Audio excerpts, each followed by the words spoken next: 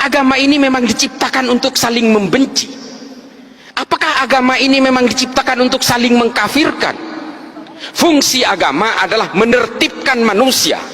Kalau kemudian ada orang yang dengan memeluk agama, memeluk keyakinan agama, tiba-tiba dia tidak merasa tentram, gelisah dengan keimanan orang lain, ingin mengkafir-kafirkan orang lain, bukan salah agamanya, Dek, salah tafsirnya.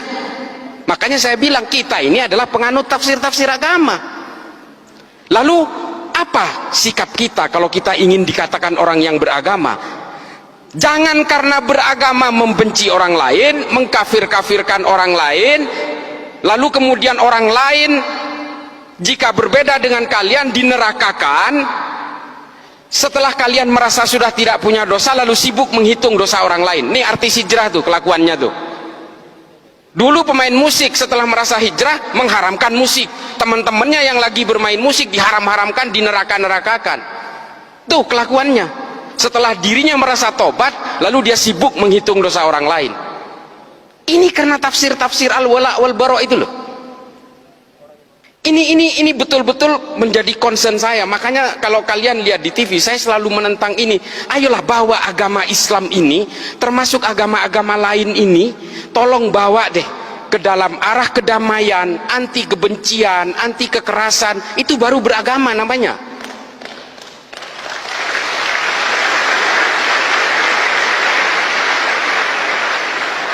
Memang terorisme has no religion. Terorisme tidak ada agamanya. Semua agama punya potensi untuk melahirkan terorisme dan kekerasan. Semua agama, bukan hanya Islam, Dek. Cuma kenapa saya concern kepada agama Islam? Satu, Islam itu adalah agama yang paling banyak dipeluk oleh manusia Indonesia hari ini, dan saya sendiri Islam. Di India terorisnya orang Hindu, Dek, Bharatiya Janata garis keras. Di Myanmar siapa terorisnya? Orang Buddha, Dek. Namanya Asin Wiratu. Apakah di Jerman itu ada teroris? Ada, Protestan. Namanya Baader-Meinhof, nama kelompoknya. Apakah di Amerika tidak ada teroris? Ada, Dek. Namanya White Supremacy, Ku Klux Klan, FARC, Antifa. Tidak ada teroris Islam di sana, itu sedikit. Makanya yang nyerang 9/11 itu dari Saudi semua. Saya ada di sana waktu itu. Saya tinggal di Amerika kurang lebih 6 tahun. Ketika 9/11 saya tinggal di sana. Saya dulu pernah terpapar dengan ajaran-ajaran Ma'lim fil Thoriq ini. Saya meyakini bahwa kalau Islam ingin berjaya, maka Islam harus tegak secara politik. Itu keyakinan saya dulu. Kalau lihat Gus Dur di TV, saya matikan TV-nya. Ini antek Yahudi ini. Saya dulu begitu. Ketika ada orang-orang Islam yang moderat, wah saya matikan TV-nya. Cak Nur apalagi, paling saya benci itu. Nurholis Majid, Allah yarham. Buya Syafi'i Ma'arif, saya ganti channelnya, saya mending nonton yang lain. Itu dulu saya seperti itu. Tapi kemudian saya berusaha mempelajari semuanya. Saya baca buku kanan, buku kiri, buku tengah, saya baca semua. Das Kapital saya habiskan, L'état de Révolution saya habiskan, Ma'lim fil Thoriq, Jahilatul Qarnil Isrin, saya baca semua. Hingga akhirnya apa? Kepala saya menjadi melting pot dari kesadaran-kesadaran kognitif bahwa manusia dan takdir-takdir keimanannya ini selalu berbeda. Kalau saya lahir di Meksiko, saya pastikan 1000% saya Katolik. Saya tidak bisa nantang soal hidayah. Ini benar-benar prerogatifnya Allah. Tapi kalau saya lahir di Argentina, saya Katolik, Dek.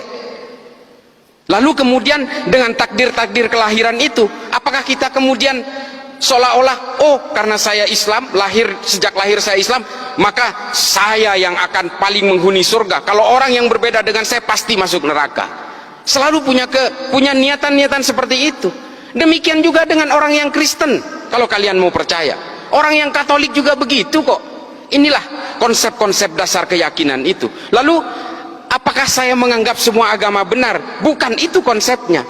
Setiap orang yang memeluk agama pasti menganggap keyakinannya paling benar. Persoalannya, apakah dengan menganggap keyakinan saya yang paling benar, apakah saya harus menyalah-nyalahkan keyakinan orang lain? Kan nggak harus. Itu adalah kesalahan besar, offsetnya di situ. Dengan mengatakan istri saya cantik, saya tidak harus mengatakan istri orang lain jelek kok. Ini loh analoginya. Maka kemudian Habib Ali Al-Jufri membuat sebuah buku judulnya Al-Insaniyah Qabla Tadayyun, mengenal kemanusiaan lebih dulu sebelum mengenal agama. Karena apa? Kelahiran kita dan konsep-konsep keimanan ini berbanding linier. Kita beragama Islam karena lahir dari negara dengan mayoritas Islam dan dari orang tua beragama Islam. Kalau kita ini lahir di negara-negara dengan beragama Hindu, misalnya di India, kita lahir di Jammu misalnya, bisa jadi kita ini Hindu. Atau lahir di Bali, bisa jadi Hindu. Sementara kita tidak pernah ditawarkan mau lahir dari orang tua beragama apa. Tiba-tiba kita lahir brojol Islam, ikut keimanan orang tua, lalu I'm the man, I'm the holder of universe. Ini loh penyakit-penyakit orang yang kemudian menghegemoni keimanan bahwa dia itu adalah pemegang kebenaran tunggal. Makanya kalau kita ingat tulisannya Thomas Aquinas dalam Summa Theologica, saya paling memegang ini. Meskipun Santo Thomas Aquinas ini adalah seorang Katolik, bukunya itu saya habiskan. Saya itu pembaca buku, Dek. Ya, saya nggak jumawa ya. Saya itu 1000 halaman rata-rata per bulan. Saya baca buku itu. Makanya saya merasa I'm feeling free. Saya merasa merdeka dengan berbagai bacaan yang saya bacain. Saya betul-betul tidak terbolgol oleh keyakinan-keyakinan sepihak. Kata Thomas Aquinas apa? Hominem unius libri.